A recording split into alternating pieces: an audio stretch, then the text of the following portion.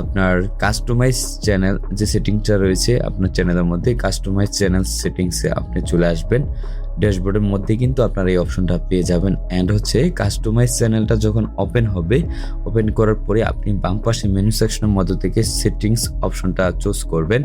And settings অপশনটা choose করার পরে আপনি হচ্ছে এখান থেকে দ্বিতীয়ত চ্যানেল যে অপশনটা রয়েছে, চ্যানেল অপশন থেকে হচ্ছে অ্যাডভান্স সেটিংসের উপরে আপনি ক্লিক করবেন। অ্যান্ড ক্লিক করে নিচের দিকে স্ক্রল করবেন। অ্যান্ড স্ক্রল করার পরে আপনি কিন্তু এখানে দেখতে পারবেন যে ম্যানেজ ইউটিউব কন্টেন্ট। অ্যান্ড হচ্ছে ম্যানেজ ইউটিউব কন্টেন্টে যখন আপনি ভিজিট করবেন বা ক্লিক করবেন, ক্লিক করার সাথে সাথে এরকম একটি ইন্টারফেস চলে আসবে।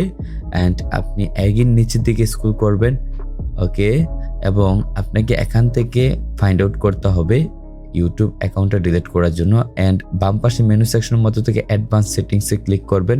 অ্যান্ড অ্যাডভান্স সেটিংসে ক্লিক করার পরে কিন্তু